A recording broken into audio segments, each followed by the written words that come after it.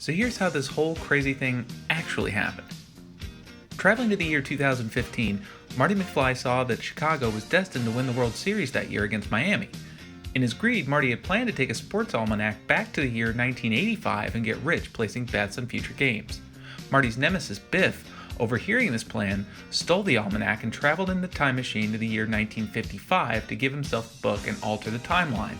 Returning to 1985 from the future, Doc and Marty discovered a darker, alternate universe created by Biff, changing the original timeline. To correct the space-time continuum, Marty and Doc traveled back to 1955 and destroyed the book before Biff could use it to amass his fortune. Unbeknownst to Marty or Doc, Biff never forgot about the almanac or the promise of infinite riches acquired on the backs of others. Over so many decades, Biff amassed incredible profits with shady, underhanded dealings, all the while passing himself off as a dim-witted, blue-collar man of the people. After a real estate deal gone bad in South Florida, Biff maliciously used his business connections to destroy any prospect of an American League Miami-based baseball team, crippling tourism in that region for a generation.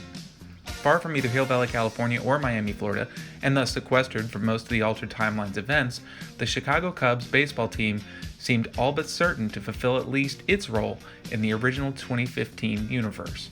Sadly, this was not to be.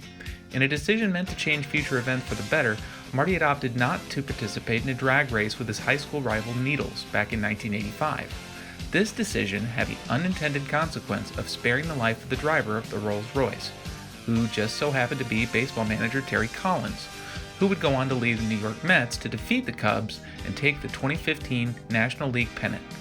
History has a funny way of writing itself, however, and the altered timeline ripples began to wane eventually.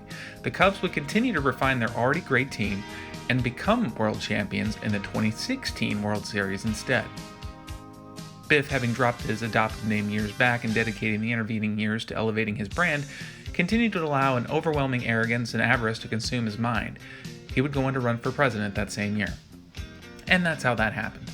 Oh, and as a side note, just who would the Cubs eventually defeat in that series?